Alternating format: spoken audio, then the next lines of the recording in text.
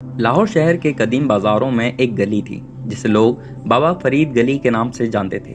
یہ گلی کھچا کھچ دکانوں سے بھری ہوئی تھی، کہیں مسالہ فروش، کہیں کپڑے والے، کہیں پرانے برتن اور کہیں درزیوں کی دکانیں۔ مگر اسی گلی کے کونے میں ایک چھوٹی سی پرانی سی دکان تھی جس پر ایک خستہ حال تختی لگی تھی، امین سلائی مشین مرمت مرکز۔ یہ دکان دیکھنے میں معمولی لگتی تھی، مگر اس میں بیٹھنے والا شخص امین اپنے اخلاق، محنت اور دیانت سے سب کے دلوں میں جگہ بنا چکا تھا۔ امین ایک درمیانی عمر کا شخص تھا، دھیمے مزاج کا، سادہ لباس پہنے، آنکھوں میں وقار اور چہرے پر مسکراہٹ سجائے۔ اس کے ہاتھوں پر مشین آئل کے داغ ہوتے، مگر وہ داغ اس کے لیے فخر کا نشان تھے۔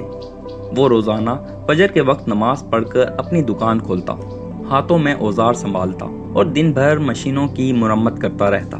امین کا یہ ہنر اسے والد محترم حفیظ صاحب سے ملا تھا۔ حفیظ صاحب تقسیم ہند کے وقت امرتسر سے ہجرت کر کے پاکستان آئے تھے۔ وہ ایک سلائی مشین مکینک تھے۔ وہ اپنے بیٹے کو ہمیشہ کہتے ہیں، بیٹا امین، ہاتھوں کا ہنر ہی اصل دولت ہے، نہ چوری نہ بھیک، بس رزق حلال۔ امین بچپن سے ہی اسکول سے واپسی پر دکان آ کر والد کے ساتھ بیٹھتا، مشین کھولتا، پرزے صاف کرتا، تیل لگاتا اور کام سیکھتا۔ وہ دن بدن ہنر مند بنتا گیا۔ امین کا بچپن آسان نہ تھا۔ والدہ بیمار رہا کرتی، 3 بہنیں تھیں جن کی شادیاں امین کے ذمہ داری تھیں۔ اسکول کے بعد وہ کام کرتا، رات کو پڑھتا اور کبھی کبھار گلیوں میں پرانے پرزے بیچ کر کچھ آمدنی بڑھاتا۔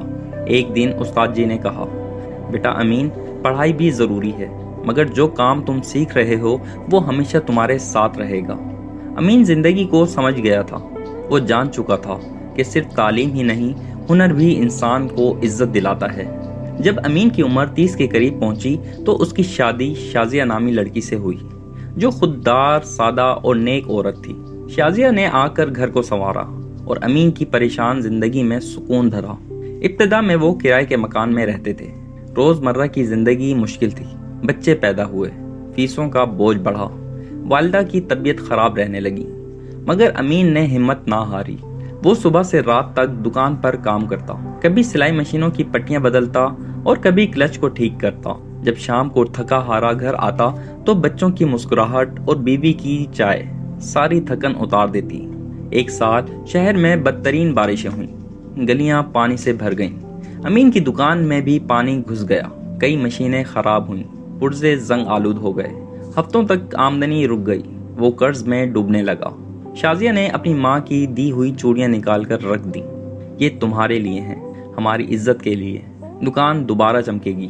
امین کی آنکھوں میں آنسو آ گئے، مگر ہار نہ مانی۔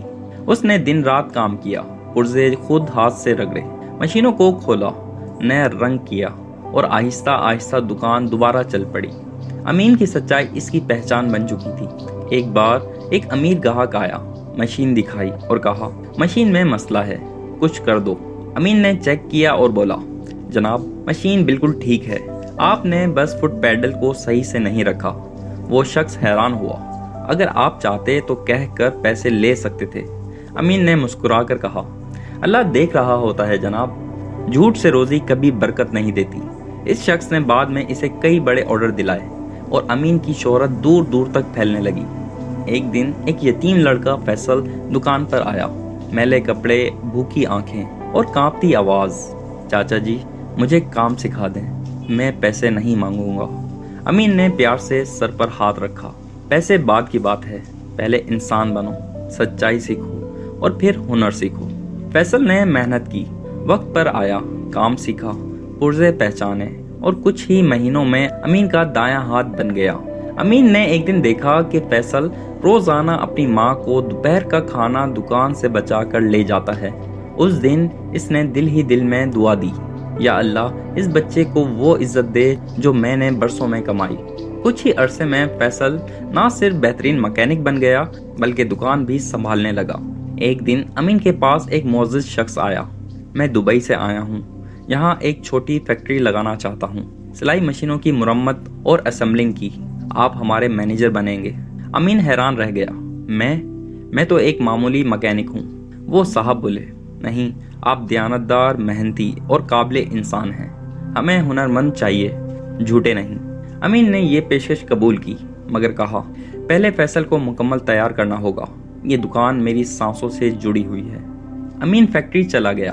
اس نے 1 سال میں وہاں 20 نوجوانوں کو کام سکھایا۔ اس نے سب کو یہی سکھایا، کام ہاتھ سے ہوتا ہے مگر دل سے برکت آتی ہے۔ ساتھ ہی اس نے گاؤں میں ایک ورکشاپ بھی کھولی جہاں نوجوانوں کو ہنر، دیانت اور دعا سکھائی جاتی۔ اس نے کہا دعائیں تب تک اثر نہیں کرتی جب تک ہاتھوں میں ہنر نہ ہو۔ امین اب بوڑھا ہو چکا تھا، بال سفید، چہرہ جھریوں سے بھر گیا۔ ایک دن وہ فیصل کے پاس آیا، دکان کو دیکھا، ماتھے پر ہاتھ پھیرا اور کہا یہ دکان صرف دکان نہیں، میرے باپ کی دعاؤں کی جگہ ہے، اب یہ تمہاری امانت ہے۔ اگلی صبح امین کے انتقال کی خبر آئی، محلے بھر میں کہرام مچ گیا۔ دکان بند تھی مگر اس کے دروازے پر لوگوں کی بھیڑ تھی۔ دوستو، امین جیسے لوگ دنیا کو چھوڑ جاتے ہیں مگر ان کی دیانت، سچائی اور محنت آنے والی نسلوں کو راستہ دکھاتی ہے۔ وہ دکان آج بھی کھلی ہے، اس پر وہی تختی لگی ہے مگر نیچے ایک نیا جملہ درج ہے، امین بھائی کی امانت، فیصل اینڈ سنس۔ دوستو، آج کی اسٹوری آپ کو کیسی لگی؟ کمنٹ باکس میں کمنٹ کر کے ہمیں ضرور بتائیں۔